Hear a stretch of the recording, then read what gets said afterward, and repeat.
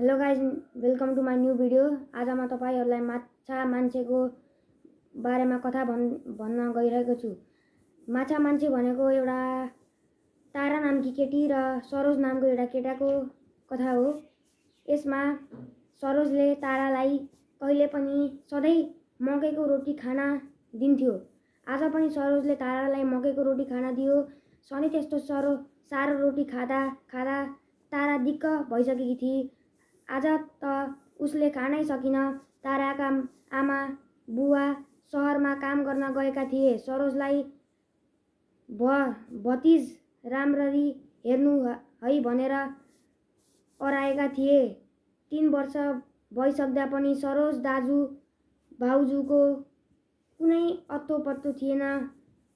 सुरुमा त सरोजले तारालाई दाजु भाउजू आएर गाली गर्लान् भनेर राम्रै व्यवहार गर्थ्यो। पछि भएपछि तारालाई बाख्रा चराउन घरको काम गर्न लगाउन थाल्यो। स्कुल जान पनि दिएन। तारा एक्लै रोइरहन्थी। एक दिन सरोज गाउँ डुल्न गएको थियो। काकाले दिएको बासी रोटी लिएर घर पछाडिको इनारतिर गई। इनार पुगेपछि ताराले त्यो रोटी टुक्रा पारेर इनारभित्र खसाली। टुक्राले छपलङ्ग गरेर पानीमा तरङ्ग फैलियो। त्यो देखेर तारालाई रमाइलो लाग्यो। फेरि अर्को टुक्रा खसाली अनि झन् छिटो टुक्राहरू खसाल्दै गई। छर्ल्याङ गरेको आवाज रमाउँदै ताराले आफ्नो हात 2 गालामा लगाएर मुख इनारतिर फर्काएर कराई आ आफ्नै स्वर प्रतिध्वनि भएर फर्कियो। त्यो को हो त्यहाँ भन्दै फेरि चिच्याई। त्यो प्रतिध्वनि सुनेर तारा झनै रमाई। एकैछिनमा त्यो इनारबाट आधा मान्छे आधा माछा जस्तो एउटा प्राणी बुरुक्क उफ्रिएर यसको नजिक आइपुग्यो। तारा झसङ्ग झस्की, के चाहियो तारा तिमीलाई? किन मलाई रोटी खाना दिएको? कति मिठो रहेछ यो रोटी। माछा मान्छेले भनेको सुनेर तारा छक्क परी। उसलाई के थाहा त्यहाँ त्यो जनावर होला भन्ने। उसले त आफूलाई मिठो नलागेर पो त्यो रोटी त्यहाँ खसालेकी थिई। ताराले भनी, मैले त खाना मन नलागेर त्यहाँ खसालेको। फेरि काकाले फालेको दिनुभयो भनेर गाली गर्नुहुन्छ। मलाई मिठो लाग्यो। एकदम मिठो लाग्यो। मलाई मिठो लागेन। अनि मलाई किन दिक्क मारेर इनारको छेउमा आको? माछा मान्छेले सोध्यो। काकाले सधैँ गाली गर्नुहुन्छ। आफू चाहिँ मिठो खानुहुन्छ, मलाई चाहिँ त्यस्तो निल्नै नसकिने रोटी दिनुहुन्छ। मलाई स्कुल जान पनि दिनुहुन्न। तिमी पिर नगर, मलाई सधैँ त्यो रोटी खान देऊ। म तिमीलाई मिठो खाना दिन्छु।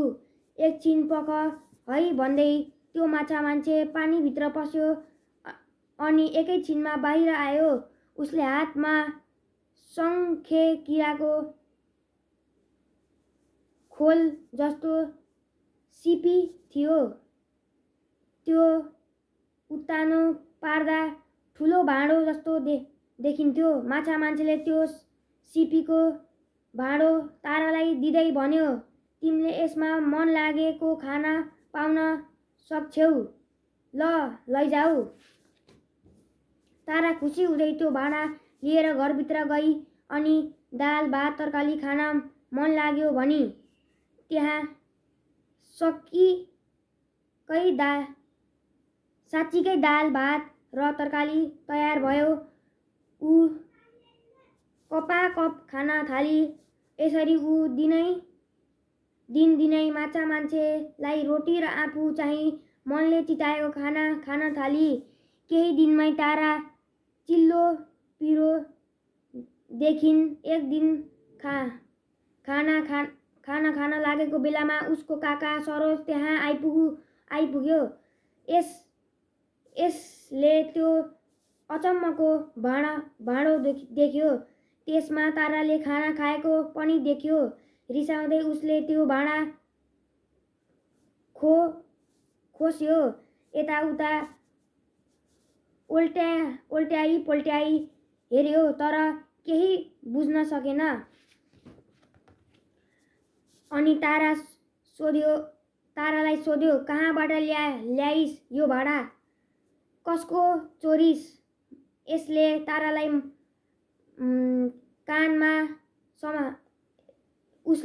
तारालाई कानमा समाउँदै उठायो। तारा रुँदै भन्न थाली, चोरेको होइन, मलाई माछा मान्छेले दिएको। को हो माछा मान्छे? मलाई देखा। सरोजले भन्यो, ऊ त्यो इनारभित्र छ। ताराले इनारतिर इसारा गरी सरोज इनार नजिक गयो र भित्र हेर्यो। उसले केही देखेन। खोइ तँलाई फटाई। सरोजले तारालाई एक थप्पड दियो। त्यो भाँडालाई फुटाएर त्यही इनारभित्र फ्याँकिदियो। अब फेरि अर्काको माल ल्याइस् भनेर तँलाई पख भन्दै बाहिरतिर लाग्यो। तारा दुखेको गाला समाउँदै इनार नजिक गई। इनारमा घोप्टो परी कराउन थाली, माछा मान्छे, माछा मान्छे, माछा मान्छे। प्रतिध्वनि गुन्जियो। एकैछिनमा माछा मान्छे आइपुग्यो र भन्यो, के भो तारा, किन भाँडो फुटालेर फालेको? मैले होइन, काकाले फुटाइदिनु भयो अनि मलाई पिट्नु भयो। तारा रोई, नरौ तारा, मैले तिम्रो त्यो काकालाई तह नलाई भएन पख है भन्दै ऊ फेरि छप्ल्याङ्ग पानीभित्र पस्यो र तुरुन्तै बाहिर आयो। उसको हातमा वनस्पति जस्तो हरियो रङ्ग एउटा लहरा थियो। त्यो लहरा तारालाई दिँदै उसले भन्यो, ल तारा, यो लिएर जाऊ। यो डोरी जस्तो छ। जब तिमीलाई यो सरोजले दुःख दिन्छ त्यस बेला उसलाई भुइँमा राखी साँप भैजा भन्नु। यो डोरी साँप बन्छ, सर्प बन्छ अनि तिम्रो काकालाई टोकिदिन्छ। फेरि मेरो काका मर्नुभयो भने नि? ताराले भनी, मर्दैन, खाली तर्साउने मात्र हो, माछा मान्छेले भन्यो। तारा खुसी हुँदै घरमा गई। राति सरोज रक्सी खाएर मातिँदै आयो र तारालाई बोलायो, ए तारा, यता आइज। तँलाई नपिटी भा छैन। खोइ के पकाइस्? ताराले हतपत त्यो डोरीलाई भुइँमा राखी र साँप भैजा भनी। साँच्चीकै डोरी साँप भएर सरोजलाई लकट्न थाल्यो। सरोज डराउँदै भाग्यो। साँप पछि लाग्यो। तारा मरी हाँस्न थाली।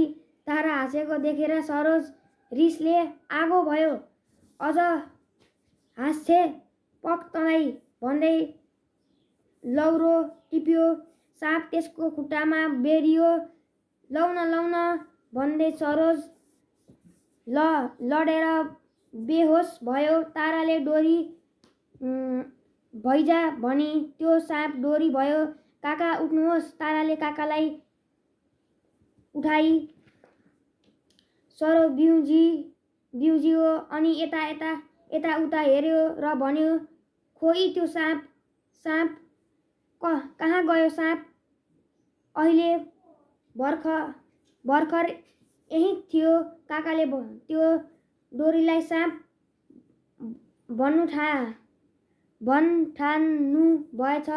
ताराले त्यो हरियो डोरीलाई सङ्केत गरी सरोज डोरी देखेर मनमनै सोच्यो, आज धेरै पिएछु प्यार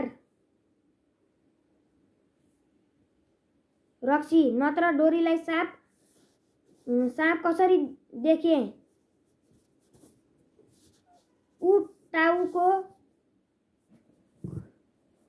कन्याउँदै सोचमा गएर सुत्यो। राति सपनामा सरोजले नागको जस्तो टाउको भएको मान्छेलाई देख्यो।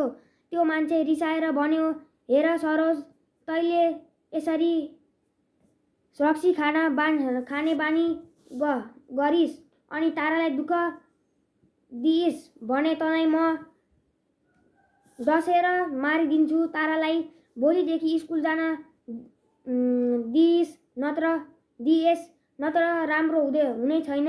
यति भनी नाग टाउके अलप भयो। सरोज जुरुक्क उठ्यो। चुपचाप लागेर खाना पकाएर तारालाई खाना दियो। आफै कपाल कोरिदिएर स्कुल जान तयार बनायो। ल तारा, अबदेखि तिमीले स्कुल गएर धेरै पढ्नु पर्छ है भन्दै किताब कापी झोलामा हालिदियो। आफैले तारालाई स्कुलसम्म पुर्याइदियो। काकाले यस्तो राम्रो व्यवहार देखाएर तारा दङ्ग परी मनमनै माछा मान्छेलाई नमस्कार गर्दै धन्यवाद दिई बेलुका स्कुलबाट फर्किई चुलोको नजिकै हिजोको रोटी थियो। त्यो रोटी टुक्रा पारेर इनारमा खसालिदिई माछा मान्छे माथि आयो। के भयो तारा? माछा मान्छे सोध्यो। तारा भनी, माछा मान्छे, तिमी त देउता रहेछौ। मेरो काका कति जाति हुनुभयो। तिम्रो डोरी अब तिमी राख है। अब मेरो काका रिसाउनु तर्साउनु पर्दैन। तिमीलाई धेरै धेरै धन्यवाद। ताराले डोरी माछा मान्छेलाई नै फिर्ता दिई अनि भनी, आजदेखि मलाई काकाले स्कुल पनि पठाइदिनु भयो। धेरै राम्रो। केही आपत पर्यो भने फेरि म कहाँ आऊ है भन्दै माछा मान्छे खुसी हुँदै डोरी लिएर इनारभित्र पस्यो। तारा बाई बाई भनेर गई। यसरी नै यो कथा सकिन्छ। तपाईहरूलाई कस्तो लाग्यो भनेर कमेन्टमा भन्नुहोला र यो भिडियो लाइक र सब्स्क्राइब गर्नुहोला। धन्यवाद।